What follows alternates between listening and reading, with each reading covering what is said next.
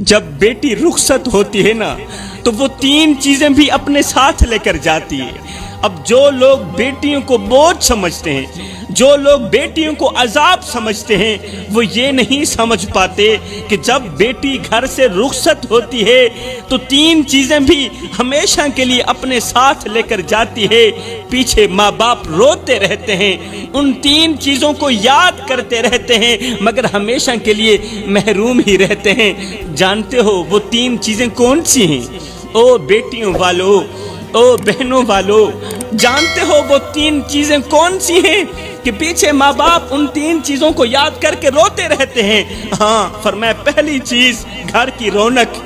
جی ہاں، جب بیٹی گھر سے رخصت ہوتی ہے نا تو گھر کی رونق بھی ساتھ لے کر جاتی ہے، کیونکہ رونقیں تو بیٹیوں کے ساتھ ہی جڑی ہوئی ہوتی ہیں۔ میرے بھائیو، دعا کیا کرو اللہ تعالیٰ بیٹی دے تو اس کے ساتھ نصیب بھی اچھے کرے، بیٹی کے مقدر بھی اچھے کرے، کیونکہ بیٹیاں تو سب کو مل جاتی ہیں مگر ہر بیٹی بھی اچھے نصیب والی نہیں ہوتی۔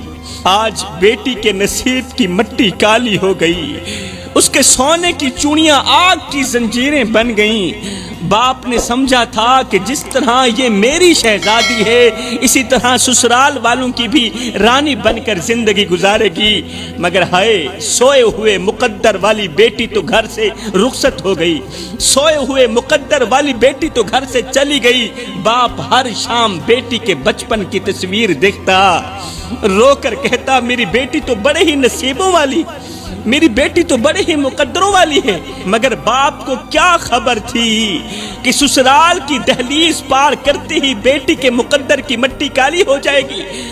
باپ کو کیا خبر تھی کہ جس بیٹی کے لیے وہ دلہن کا جوڑا لے کر آیا تھا آج وہی جوڑا بیٹی کے آنسوں سے گیلا ہو چکا ہوگا۔ اسے کیا خبر تھی کہ میری بیٹی ہر رات باپ کو یاد کرتی ہے اور کہتی ہے ابا تیری بیٹی ہار گئی، تیری بیٹی کے مقدر سو گئے۔ باپ نہیں جانتا تھا کہ جس بیٹی کو وہ رانی بنا کر رخصت کر رہا تھا وہ آج اپنے سسرال میں نوکرانیوں جیسی زندگی گزار رہی ہے، وہ ملازموں جیسی زندگی گزار رہی ہے۔ وہ نہیں جانتا تھا کہ آج بھی میری بیٹی میری خریدی گئی چوڑیوں کو اپنے سینے سے لگا کر کہتی ہے، رو کر کہتی ہے ابا تیری چوڑیاں تو سلامت ہیں مگر تیری بیٹی کے نصیب کا آئینہ ٹوٹ چکا ہے۔ سسرال والے بیٹی کو غلط کہتے رہے، بیٹی کو جھوٹا کہتے رہے، بیٹی چپ رہی، بیٹی کو غربت کے تانے دیتے رہے، وہ چپ رہی۔ پھر آخر میں کہا بس اب کھیل ختم ہو چکا ہے، اب کھیل ختم کرتے ہیں، تیرے باپ کو بلاتے ہیں، اس کے سامنے ہی طلاق کی پرچی تیرے ہاتھ میں پکڑا دیتے ہیں۔ یہ سن کر بیٹی کا دل کانپ اٹھا، بیٹی کا دل کانپ اٹھا۔ وہ سوچنے لگی کیا میرا باپ یہ منظر برداشت کر پائے گا؟ میرا بوڑھا باپ یہ منظر برداشت کر پائے گا؟ جب میرے باپ کے سامنے میں کم بخت بیٹی کو طلاق دی جائے گی، ہائے اس وقت میرے بوڑھے باپ کا کیا بنے گا؟ میرا بوڑھا باپ تو ویسے ہی کمزور ہے، وہ تو ویسے ہی بیمار ہے۔ ہائے پھر کیا ہوا؟ بیٹی نے کمرہ بند کیا، دل ہی دل میں کہنے لگی اے زمین تو کیوں نہیں پھٹ جاتی، تو کیوں نہیں مجھے اپنے اندر سمو لیتی؟ کہیں ایسا نہ ہو میرے سسرال والے میرے بوڑھے باپ کو بلا کر اس کے سامنے اگر انہوں نے مجھے طلاق دے دی تو میرا باپ زندہ نہیں بچے گا۔ اے زمین تو کیوں نہیں پھٹ جاتی، مجھے اپنے اندر کیوں نہیں لے لیتی؟ بس پھر کیا ہوا؟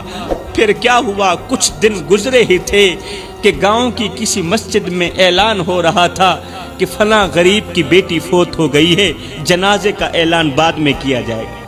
فلاں غریب کی بیٹی انتقال کر گئی ہے، جنازے کا اعلان بعد میں کیا جائے گا۔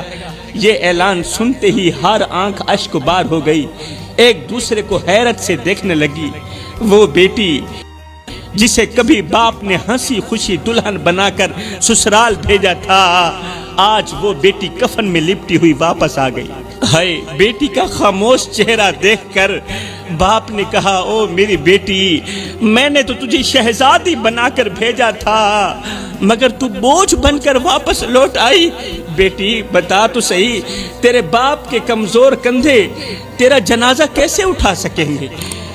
یہ کانپتے ہوئے کندھے، یہ کمزور کندھے بیٹی کا وزن کیسے اٹھا سکیں گے؟ او میری بیٹی، لوگوں نے کہا تم مر گئی ہے، مگر کوئی یہ نہیں کہہ رہا کہ میری بیٹی کو مار دیا گیا، میری بیٹی کو باتوں نے مارا، میری بیٹی کو تانوں نے مارا، میری بیٹی کو غربت نے مارا، میری بیٹی کو سسرال والوں کی باتوں نے مارا۔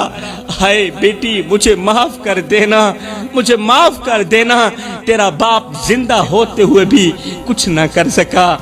ہائے جی میں کو آن روایا ہائی، ایویں میں مانگوں پل پل روسیں، ایک واری رو کے تھک پوسیں، ول دل ڈکسیا ول ول روسیں، انہیں ڈکھڑے آن مڈیسیا کوئی، تو لا کندھیاں کو گل روسیں، بس شاکر فرق میں یاد رہے میں اجرو نہ تو کل روس۔